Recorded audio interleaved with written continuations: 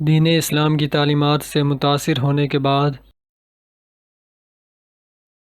Leopold ویز محمد اسد کے نام سے جانے گئے۔ انہوں نے پاکستان کے آئین کی تیاری میں بھی فعال کردار ادا کیا۔ یہ واقعہ ان کی کتاب روڈ ٹو مکہ سے لیا گیا ہے۔ حائل سعودی عرب کا ایک شہر اور صوبہ ہے۔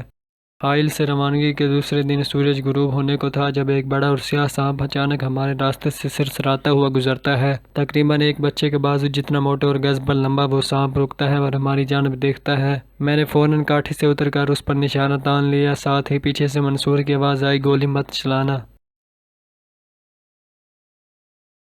مگر ٹریگر دب چکا تھا اور سانپ مر چکا تھا۔ منصور نے نفی میں سر ہلاتے ہوئے کہا کہ آپ کو اس سانپ کو نہیں مارنا چاہیے تھا، کیونکہ غروب آفتاب کے وقت جنات اکثر سانپ کا روپ دھار کر اپنے ٹھکانوں سے نکلتے ہیں۔ میں نے ہنس کر کہا، کیا تم ان پرانی کہانیوں پر یقین رکھتے ہو؟ اس نے کہا کہ یقیناً میں جنات پر یقین رکھتا ہوں، کیا اللہ کی کتاب میں ان کا ذکر نہیں؟ یہ جن کون سا روپ اختیار کرتے اس کا مجھے علم نہیں۔ میں دل میں سوچتا ہوں، منصور شاید تم ٹھیک کہتے ہو، کیونکہ جس چیز کو ہماری حسیات محسوس کر سکتی ہیں ان کے علاوہ کیا کچھ ایسی چیزیں بھی موجود نہیں جو ہمارے شعور کو دھوکہ دے جاتی ہیں؟ کیا یہ ایک قسم کا دانشورانہ تکبر نہیں جس کے تحت آج کا انسان ایسے تمام چیزوں کو مسترد کر دیتا ہے جنہیں محسوس کیا یا ناپا نہ جا سکے؟ جنات کی موجودگی یا جو کچھ بھی ہو کی تصدیق سائنس کے ذریعے نہیں کی جا سکتی، لیکن سائنس ایسی ممکنہ زندہ چیزوں کو مسترد بھی نہیں کر سکتی جن کی حیاتیاتی قوانین ہم سے بالکل مختلف ہیں۔ ان سے ہمارے بیرونی حواس غیر معمولی حالات میں رابطہ قائم کر سکتے ہیں۔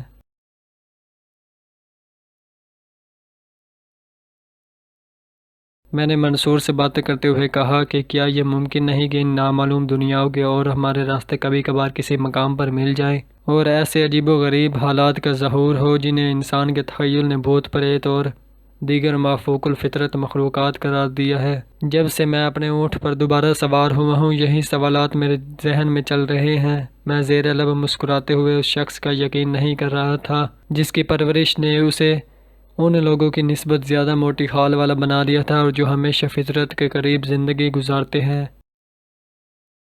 زید سنجیدہ چہرہ بناتے ہوئے میری طرف منہ کر کے کہتا ہے، منصور ٹھیک کہہ رہا ہے میرے چچا، آپ کو سانپ کو نہیں مارنا چاہیے تھا۔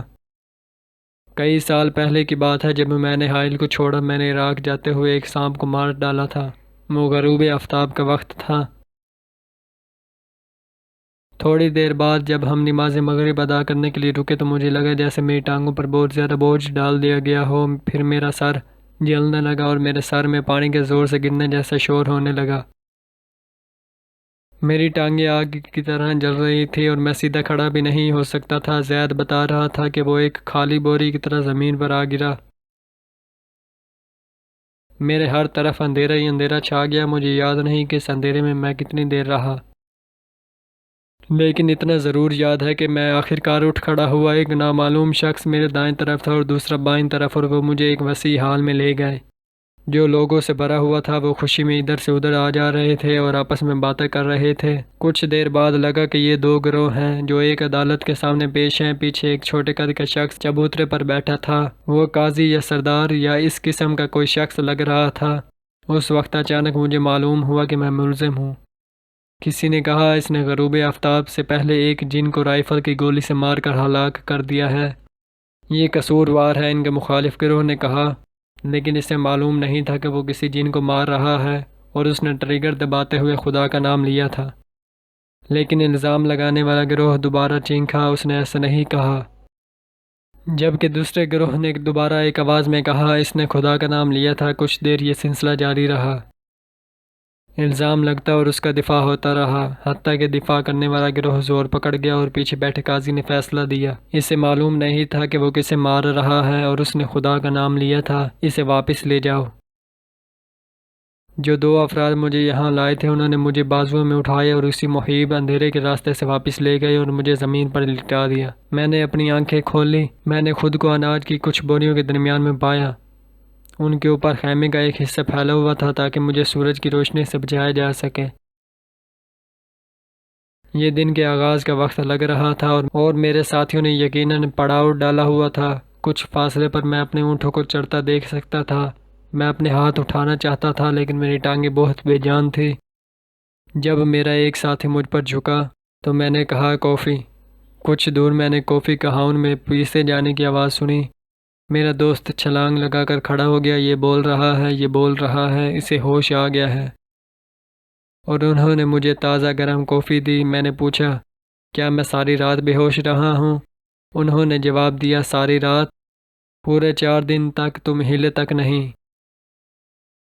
ہم نے تمہیں ایک بوری کی طرح اونٹوں پر لادا اور رات کو اتار دیا۔ ہم نے سوچا کہ تمہیں یہاں دفن کرنا پڑے گا، لیکن تعریف اس ذات کی جو زندگی دیتا اور لیتا ہے، جو لافانی ہے۔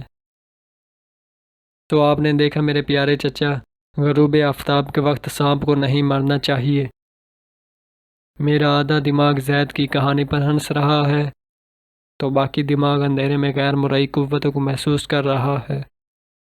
ان کی آواز اتنی مدھم ہے کہ کان سے بمشکل سنائی دیتی ہے۔ ہوا میں مخاصمت کی بو ہے۔ مجھے کچھ پچھتاوا ہوتا ہے کہ میں نے غروب آفتاب کے وقت سانپ کو مار ڈالا تھا۔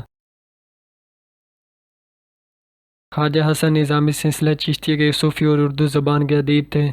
تاعمر دہلی میں مقیم رہے۔ یہ قصہ آپ کی آپ بیتی میں تحریر ہے۔ جوانی کے شروع میں مجھے جنات، ہمزاد اور ستاروں کو تابع کرنے کا شوق تھا۔ میں 2 برس تک اس شوق میں مبتلا رہا۔ اس زمانے کا ذکر ہے کہ کس نے مجھ سے کہا کہ پیلی بیت میں بزرگ رہتے ہیں جن کا نام میاں محمد شیر صاحب ہے، اور وہ ایسا عمل جانتے ہیں جس سے جنات، پریاں، بھوت اور ہمزاد وغیرہ آدمی کے تابع ہو جاتے ہیں۔ یہ سن کر میں پیلی بیت گیا اور حضرت میاں صاحب سے ملا، مگر ان کی بزرگانہ اور فقیرانہ ہیبت کے سبب میری اتنی جرأت نہ ہوئی کہ اپنا مقصد ان سے کہتا۔ چپ چاپ ان کی محفل میں کچھ دیر بیٹھا رہا۔ یکا یک وہ خود میری طرف مخاطب ہوئے اور یہ کہنا شروع کیا، ارے میاں دلی والے سنو، جب ہم تمہاری عمر میں تھے تو ہمیں جنات تابع کرنے کا شوق ہوا، اور ہم کو ایک آدمی نے جنات مسخر کرنے کا عمل بتایا۔ ہم مسجد کی لمبی جا نماز پر بیٹھ گئے۔ جو ہی ہم نے عمل پڑھنا شروع کیا، وہ جا نماز خود بخود بغیر کسی لپٹنے والے کے لپٹنی شروع ہوئی، اور ہم بھی اس جا نماز کے اندر لپٹ گئے۔ پھر کسی نے ہم کو جا نماز سمیت مسجد کے کونے میں کھڑا کر دیا۔ کچھ دیر تو ہم جا نماز میں لپٹے ہوئے کھڑے رہے۔ آخر ہم نے بہت مشکل سے اس جا نماز کو کھولا اور اس کے اندر سے نکلے۔ جا نماز کو پھر اس جگہ بچھایا اور اس پر بیٹھ کر جنات کا عمل پڑھنا شروع کیا، مگر ہمارا دل ڈر رہا تھا اور حیرت بھی تھی کہ کس نے ہمیں جا نماز میں لپیٹ دیا ہے۔ دوسری مرتبہ بھی یہی ہوا، یعنی پھر کسی نے جا نماز میں ہم کو لپیٹ کھڑا کر دیا اور ہمارا دل دھڑکنے لگا اور ہم بہت ڈرے۔ آخر ڈرتے ڈرتے جا نماز کو کھولا اور باہر نکلے، جائے نماز کو بچھایا اور عمل شروع کیا۔ تیسری مرتبہ بھی ہم کو کسی نے لپیٹ دیا اور ہم نے پھر کوشش کر کے اپنے آپ کو اس قید سے نکالا۔ باہر نکلے تو ایک آدمی ہمارے سامنے آیا۔ اس نے غصے اور خفگی کے لہجے میں کہا، تو یہ عمل کیوں پڑتا ہے اور ہم کو کیوں پریشان کرتا ہے؟ ہم نے کہا کہ جنات کو تابع بنانے کے لیے۔ وہ کہنے لگا، لے دیکھ میں جن ہوں، آدمی صورت میں آئے ہوں تو ہم کو مسخر کرنے کی محنت نہ کر، ہم آسانی سے کسی کے قابو میں نہیں آئیں گے، تو خدا کا مسخر ہو جا، ہم تیرے مسخر ہو جائیں گے۔ یہ قصہ سنا کر میاں محمد شیر صاحب نے فرمایا، میاں اس دن سے ہم نے تو جنات تابع کرنے کا شوق چھوڑ دیا اور خدا کی تابع داری کرنے لگے، اور ہم نے دیکھا کہ واقعی جو آدمی خدا کا تابع ہو جاتا ہے تو دنیا اس کی تابع ہو جاتی ہے۔ میاں صاحب کی یہ بات سن کر میں نے جنات کو مسخر کرنے کا خیال دل سے نکال دیا۔ میرے نانا ایک مرتبہ بہادر شاہ کے بھائی مرزا جہانگیر سے ملنے الہ آباد گئے، جہاں ان کو انگریز کمپنی نے نظر بند کر رکھا تھا۔ مرزا جہانگیر نے نانا کو ایک بڑے مکان میں ٹھہرایا۔ نانا حقہ پیتے تھے، اس واسطے نوکر نے اوپلے کی آگ، حقہ اور تمباکو کو پاس رکھ دیا اور فانوس میں شمع روشن کر دی۔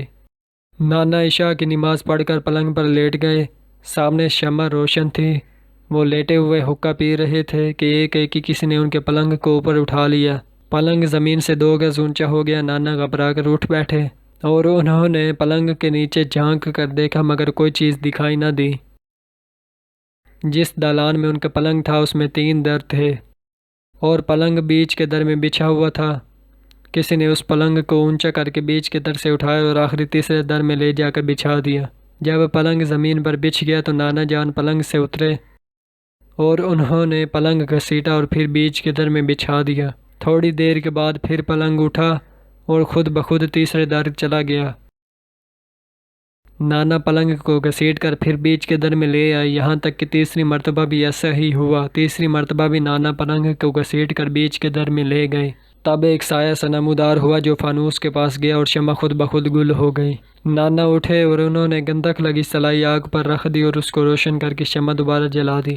پھر وہ سایہ آیا، اس نے شمع گل کر دی۔ غرض 3 مرتبہ یہی ہوا کہ وہ شمع گل کرتا تھا اور نانا اس کو روشن کر دیتے تھے۔ جب تیسری مرتبہ نانا نے شمع روشن کی تو ایک آدمی چھت کے اوپر سے سیڑھیاں اترتا ہوا آیا اور اس نے میرے نانا کا نام لے کر کہا، سنو میاں غلام حسین، میں جن ہوں اور شمع کی روشنی سے مجھے تکلیف ہوتی ہے۔ تم شمع گل کر دو اور جہاں تم نے پلنگ بچھایا ہے وہاں میں رات کو نماز پڑھا کرتا ہوں، لہٰذا تم اپنا پلنگ بھی یہاں سے ہٹا لو۔ میں جانتا ہوں کہ تم ضدی آدمی ہو۔ میں دلی میں تمہارے درگاہ کی زیارت کے لیے کئی مرتبہ آ چکا ہوں، مگر یاد رکھو اس مکان میں رات کے وقت جو آدمی رہتا ہے میں اس کو مار ڈالتا ہوں۔ تمہاری خیر اسی میں ہے کہ تم پلنگ یہاں سے ہٹا لو اور شمع گل کر دو، ورنہ میں تم کو مار ڈالوں گا۔ نانا نے کہا، بھائی جب تم جانتے ہو کہ میں ضدی آدمی ہوں تو سمجھ لو کہ جب تک جیتا ہوں نہ شمع گل کروں گا نہ پلنگ ہٹاؤں گا۔ آج کی رات تم کسی اور جگہ نماز پڑھ لو، کل میں اس مکان میں نہ رہوں گا۔ یہ مرزا جہانگیر کے نوکروں نے شرارت کی کہ مجھے ایسی جگہ ٹھہرا دیا جہاں تم رہتے ہو۔